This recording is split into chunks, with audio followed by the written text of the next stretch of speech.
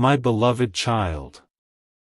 A single unfinished sentence changed the entire atmosphere yesterday, and the strangest part is that the person you love may not have realized how much truth was hidden inside the words until they had already been spoken. The third party had expected an ordinary conversation. She thought she understood his emotions, his distance, even the quiet expressions he tried not to explain. But yesterday, something slipped through that carefully controlled silence. He looked at her differently. Not with anger. Not with cruelty. With a kind of certainty she had never been prepared to hear. And then he began, he stopped. Just one word away from completing the sentence. Yet somehow, that unfinished thought carried enough meaning to make her question everything she believed about where she stood with him. Don't skip, because what caused the disagreement wasn't simply what he said. It was what she suddenly understood he was trying not to say. There was a detail she had been ignoring for longer than she wanted to admit. Whenever your name entered the conversation, his energy shifted.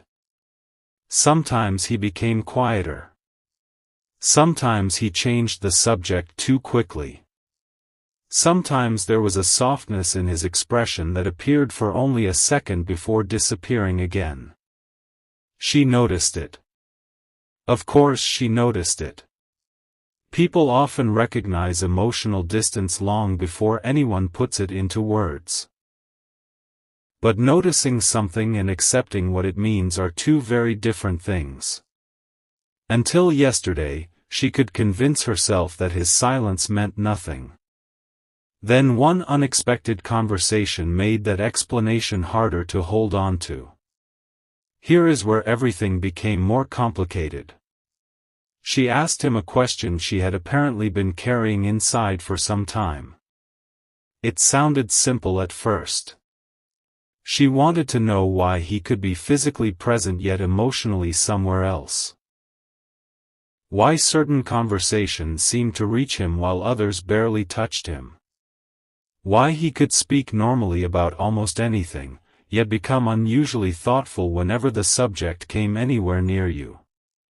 He tried to keep the conversation calm. He did not want an argument. But she kept searching for an answer, and eventually he gave her one, not completely, not perfectly, but enough. You're trying to make me feel something I can't force. Silence. That was the first crack in the story she had been telling herself. Stay till the end, because those words were not the sentence that truly changed yesterday. They were only the doorway to it. She immediately asked what he meant. Was someone else occupying his thoughts? Was there something unfinished inside him? Had she been trying to build closeness with someone whose heart was still processing another connection? He hesitated, and that hesitation spoke louder than a rushed answer ever could. She knew there was more. And somewhere beneath her frustration, she seemed to know exactly where that more was leading. Then your name came up. Not dramatically. Not like a scene designed to create chaos. Almost the opposite. Your name entered quietly, naturally, and that made the moment far more revealing. Because when she questioned what made you different, he did not immediately defend himself. He paused. Think about that. Sometimes people rush to deny something when there is nothing meaningful behind it. But sometimes they pause because they are searching for words that will not hurt anyone while still remaining true to themselves. And his next words were unexpectedly simple. He said there was something about you that felt difficult to imitate. That was when the disagreement truly changed. She wanted specifics. Was it your appearance? Your attention? Something you had done? Something you had said? But he couldn't reduce it to one easy answer. What seemed to affect him was subtler. It was the way he remembered feeling around you. The sense that he did not have to constantly perform, impress, or explain himself. And whether that connection eventually becomes something deeper or simply remains meaningful to him, one truth was becoming impossible for the third party to overlook: comparison was not bringing her closer to him. It was only revealing what could not be manufactured. Something important is waiting for you, because the most powerful part of yesterday was not jealousy, competition, or who could offer more. It was realization. She had been approaching the situation as though affection could be won by trying harder than someone else. More attention. More presence. More effort.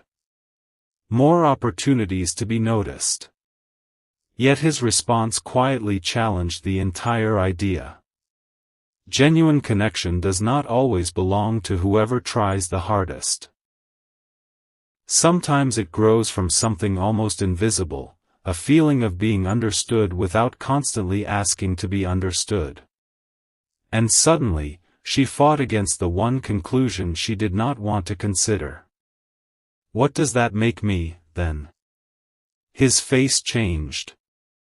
He knew this was no longer a casual conversation. For several seconds, he said nothing. He could have given her an easy answer. He could have said whatever would immediately calm the situation. Instead, he chose his words carefully, because whatever came next needed to be fair. He told her she mattered as a person. He respected what she had tried to bring into his life. But then came the sentence that made yesterday impossible to forget. "You're asking me to choose a feeling before I understand my own heart." And there it was. Not rejection. Not a promise to anyone else. Something much more human: honesty. She had been waiting for certainty from someone who was still discovering his own truth. But there was one more sentence. One sentence he began and could not finish. She looked directly at him and asked, "Then why does everything somehow come back to them?" His eyes lowered for a moment. The room became quiet again. And then he said, "Because you're not the person who..." He stopped. Completely. She stared at him because she already suspected how that sentence might end. Yet what happened immediately after he stopped speaking may matter even more than the missing words themselves. He did something she had never seen him do during any conversation about you before, and once she noticed it, even she could no longer pretend that yesterday had been an ordinary disagreement. That is where the real story begins. The silence did something his words could not. It forced both of them to recognize what had been sitting between them for far too long. The third party kept staring at him, waiting for him to complete that unfinished sentence, "Because you're not the person who..." But he didn't. Instead, he turned away for a moment, as though finishing those words would make something permanent that he was only beginning to understand himself. And that tiny movement changed the entire conversation. She realized he wasn't struggling to invent an answer. He was struggling with how much of the truth he was ready to admit. Don't skip. Because what happened next was not the dramatic confession she expected. It was quieter than that, and somehow far more revealing. She asked him directly, "Were you going to say their name?" He looked back at her, and instead of answering immediately, he asked a question of his own: "Why does this always have to become a comparison?" That question landed differently. Because suddenly the conversation was no longer about you competing with her. It was about something she could not control. The private way he experienced your connection. Then she said something that surprised even him. "Because I can feel the difference." Those words stopped him. She explained that she had watched his reactions carefully. When other people were mentioned, he remained ordinary. When plans changed, he adapted. When conversations ended, he moved forward. But whenever something reminded him of you, there was a pause. A softness. A distant expression, almost as though part of him had stepped into a memory nobody else in the room could see. She had noticed it repeatedly, and yesterday she finally stopped pretending she hadn't. He listened without interrupting. No argument. No immediate denial. Just silence. And sometimes silence appears not because someone has nothing to say, but because the other person has described something they have secretly noticed in themselves. The conversation softened for a few moments. That matters. This was not about making one person the villain and another the winner. Real emotions are rarely that simple. The third party was trying to understand why effort had not created the closeness she expected. He was trying to understand why his thoughts kept returning to a connection he had never completely placed into words. And you were not even standing there, yet somehow your presence existed inside the questions they were asking. Stay till the end. Because this is where he finally revealed the detail she had been searching for. She asked, "What exactly do they have that I don't?" He immediately shook his head. That's the wrong question. For the first time, she had no response. He explained that it was not about one person possessing some magical quality another person lacked. It was not appearance. It was not status. It was not who could give him more attention. What stayed with him was something far more difficult to measure. Certain conversations with you had felt natural. Certain moments had remained in his mind without him deliberately trying to remember them. Small details had somehow become significant. A sentence you once said. A reaction you probably forgot. The way you understood something he had expected to explain. Nothing enormous on its own. Yet together, those memories had created an emotional imprint he had underestimated. And that realization unsettled her more than any grand declaration could have. Because how do you compete with memories someone never intentionally chose to keep? You don't. That was exactly what he was beginning to understand. Something important is waiting for you, because the next thing he admitted shifted the meaning of the entire disagreement. He told her he had tried to ignore those thoughts. Not because they were wrong, but because he believed distance would eventually make everything simpler. He assumed enough time would turn meaningful memories into ordinary ones. Instead, certain things became clearer when the noise disappeared. He began noticing which connections he missed because he was lonely and which connection he remembered even when he was perfectly fine on his own. She became quiet. Then she asked the question he had been avoiding. So when you started saying, "You're not the person who," what were you going to say? This time he did not look away. For several seconds, nothing moved. Then he answered.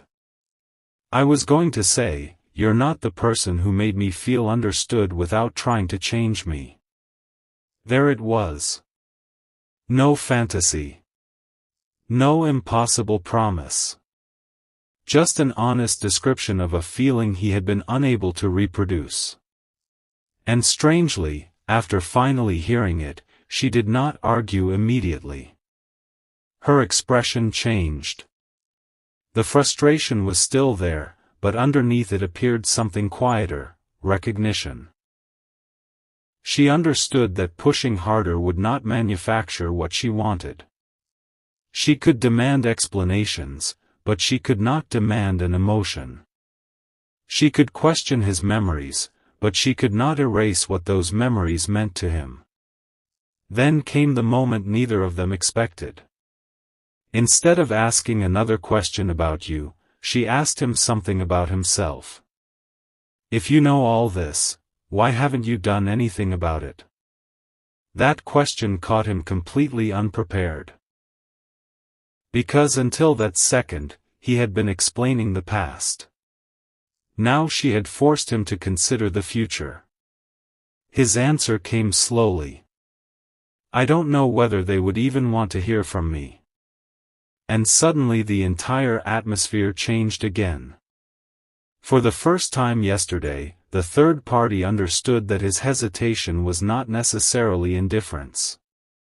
Part of it may have been uncertainty. He did not know what you felt now. He did not know whether too much time had passed.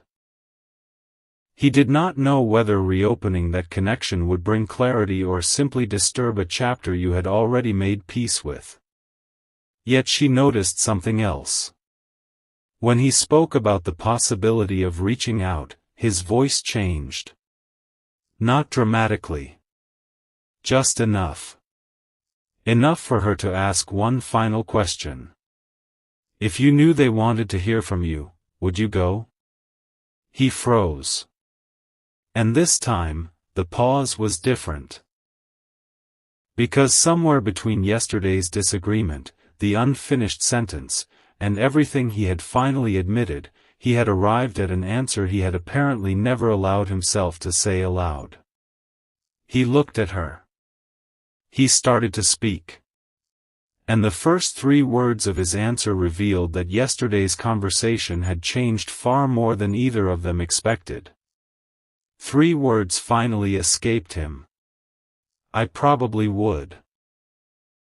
And suddenly, everything the third party had been trying to understand became impossible to dismiss.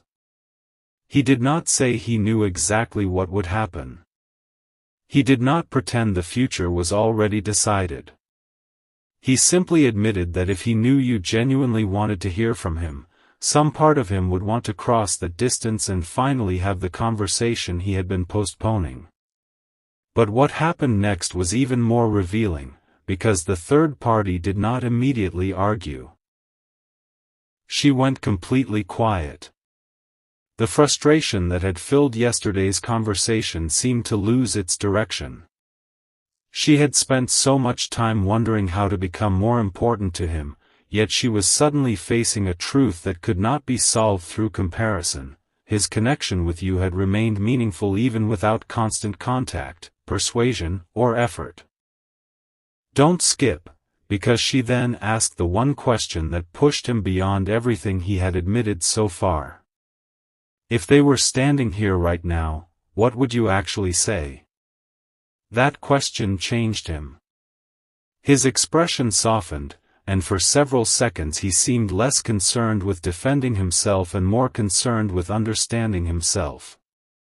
Then he admitted something surprisingly personal. He said he would begin with an apology. Not some dramatic declaration, but an honest acknowledgement that there were moments when he had allowed uncertainty to speak louder than clarity. Moments when he had assumed silence was safer than asking questions. Moments when he had wondered what you were thinking but convinced himself that leaving things untouched was easier. And there was something else. He said he would want you to know that some of the smallest things about your connection had stayed with him. Not because he deliberately held on to them, but because they represented something he had only understood after distance appeared. Around you, he had occasionally felt seen without needing to become a different version of himself. The third party looked at him and asked, "Then why did you let it become complicated?" He smiled faintly, but there was no amusement in it. Because understanding something afterward is easier than understanding it while you're living through it. That answer changed the emotional temperature again. This was no longer simply a disagreement between two people. It had become a moment of uncomfortable clarity.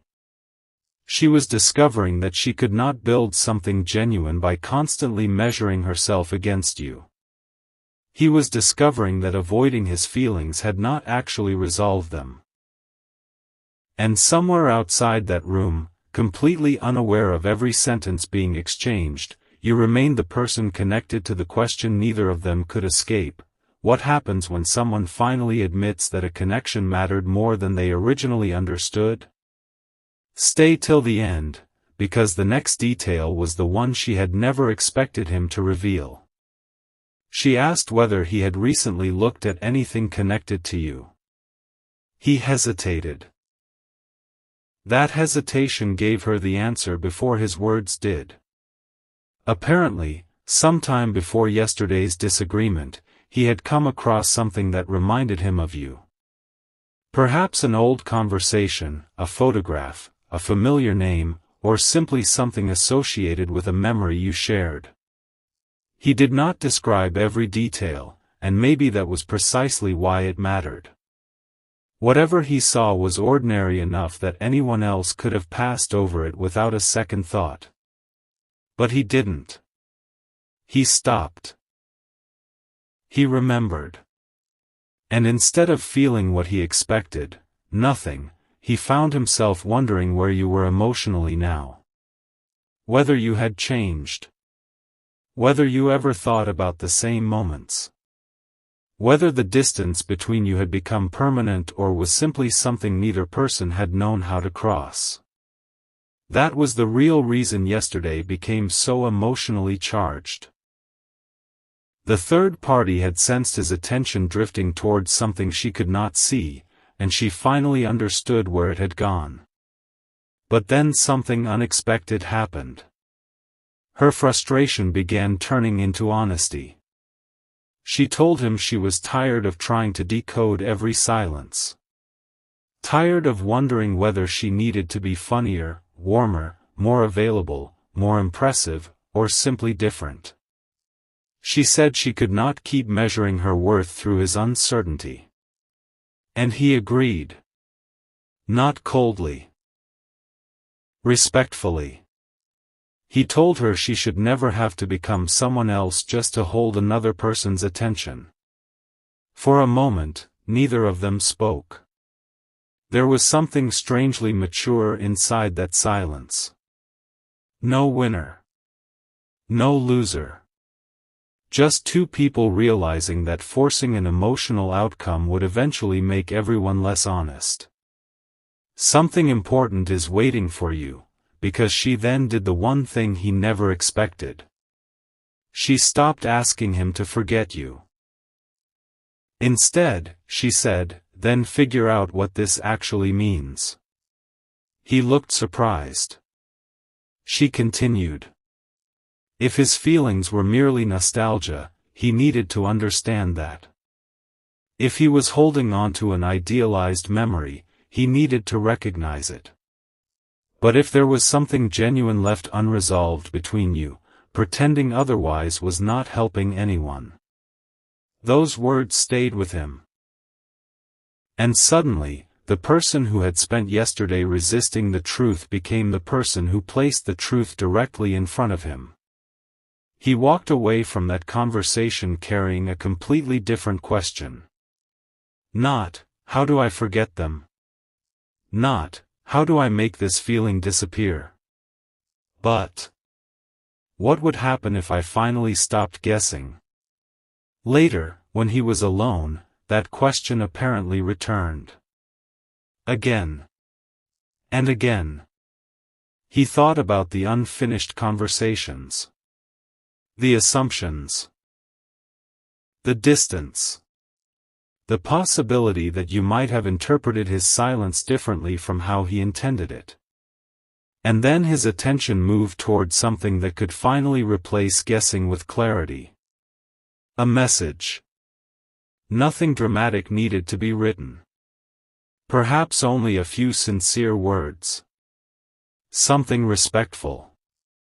Something that left you completely free to respond, or not respond, without pressure. He opened the place where that message could be written. His fingers hovered. And then he typed your name. But he didn't send anything yet. Because immediately beneath your name, he began writing a sentence he had apparently wanted to say for much longer than yesterday's disagreement. And when he reached the final words, he stopped again. Not because he had changed his mind. Because he suddenly realized that if he sent this message, the silence between you might finally have an answer. And what he wrote is where the next part of this story changes completely. The message remained unsent, glowing quietly in front of him, and for the first time, the person you love was not trying to escape what he felt. He was trying to find the most honest way to express it. He deleted the first sentence. Wrote another. Deleted that too. Not because he wanted something dramatic, but because every version sounded either too distant or too heavy.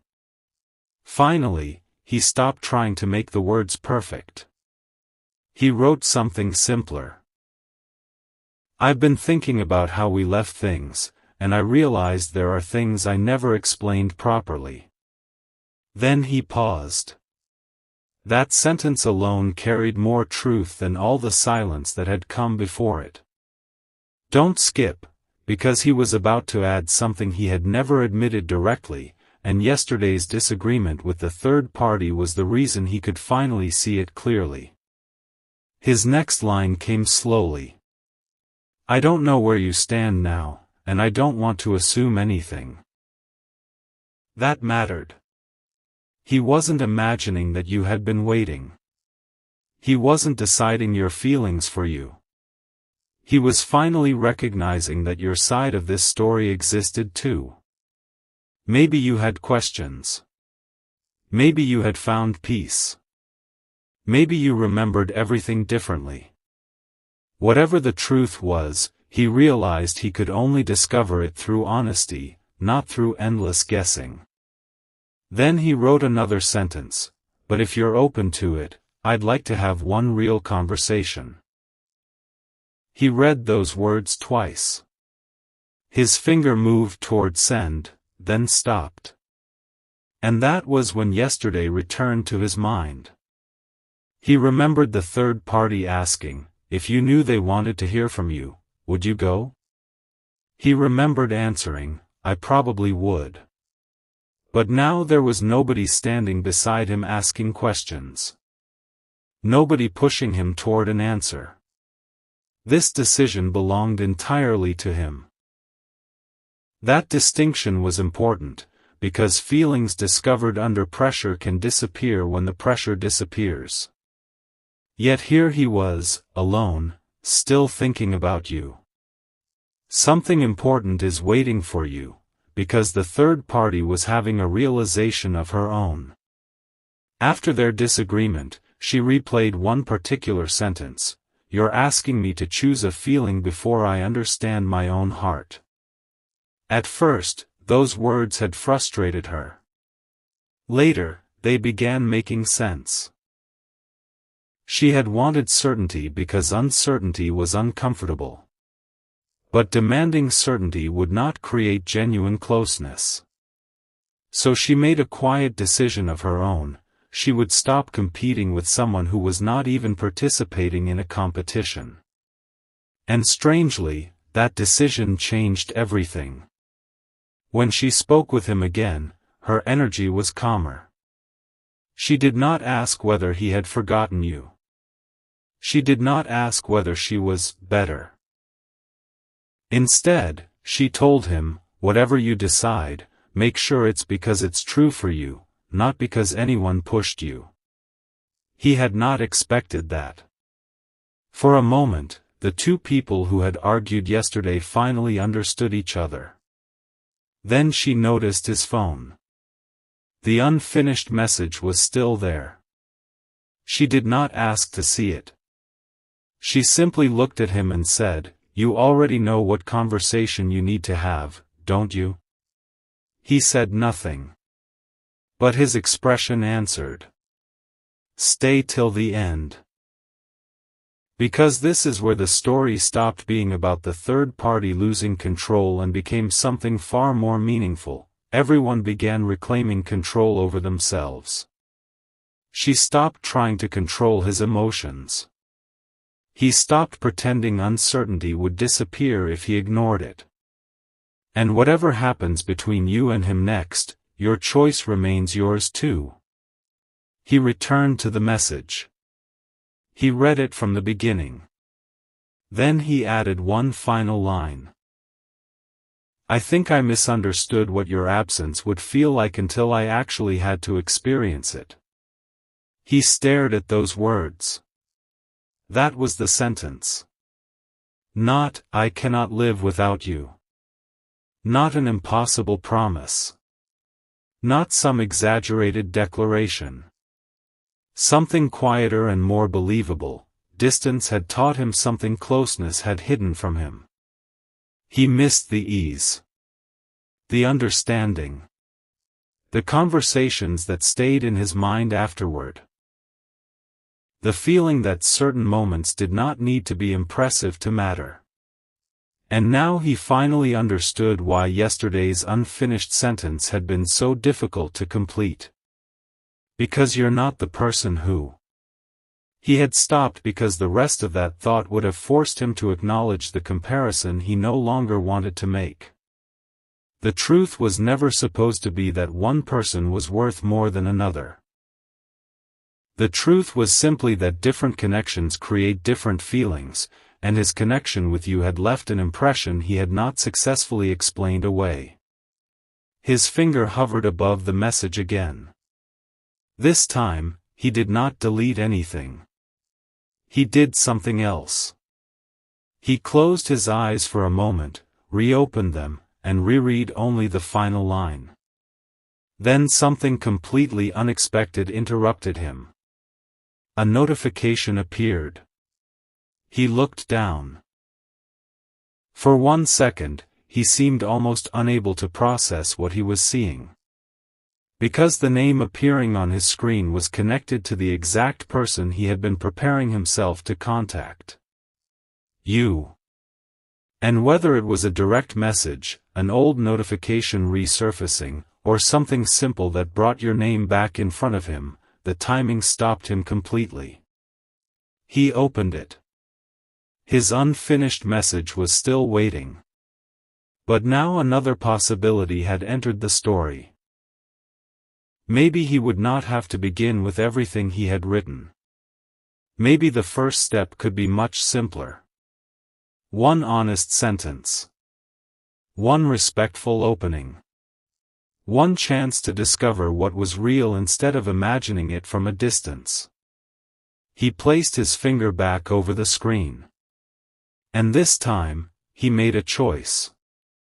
But what he chose to send, and the one sentence he removed at the very last second, reveals something about his intentions that even the third party had not understood yet.